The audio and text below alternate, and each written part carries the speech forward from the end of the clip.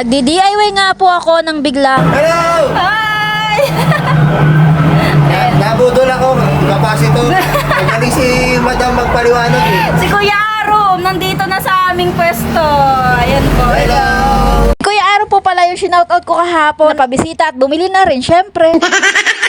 For today's video nga po pala, heto na at ako po pala ay magdi-DIY ngayon at narequest ni Amo na gawin ko daw pong radyo yung kanyang mga speaker na naka-stack dito. Pero syempre hindi naman gagana ang ating radyo nang wala ding board, kaya ayan ako may nakitang speaker na maliit diyan at titingnan natin kung gagana yung kanyang radyo. And dahil nagana po yung kanyang pinaka-board at sira po yung kanyang pinaka-speaker at wala kami stock nun, di kukunin ko po yung board at hahanapan ko ng magandang speaker. Ay hindi ko alam kung naintindihan yung sinabi ko, ay basta kunin ko yung kanyang board, ganun.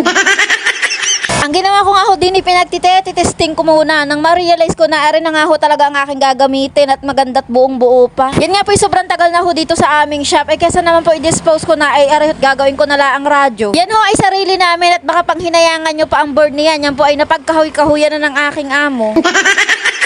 At dahil nga ho napakaganda ng ngiti ko diyan ay di ibig sabihin successful ho ang aking pinaggagawa diyan.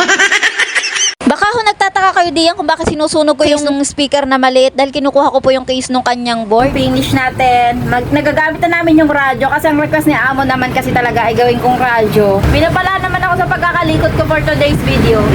Hindi ko pa siya nabutasan kasi talagang takot po ako mawak ng grinder. So radyo kasi radyo ang request niya. Pero magagamit pa naman siya sa USB or Bluetooth. Pero more on radyo lang daw namin to gamitin kasi mahilig talaga siya sa radyo kasi mas magaganda daw kasi yung music, yung mga old song yun, ganun. Nyo to, itong ano na to, itong wire na to, dinugsungan ko lang kasi ito yung pinaka-antena niya para may masagap siyang signal. Dinugsungan ko lang siya kasi sobrang iksi. FM Tender.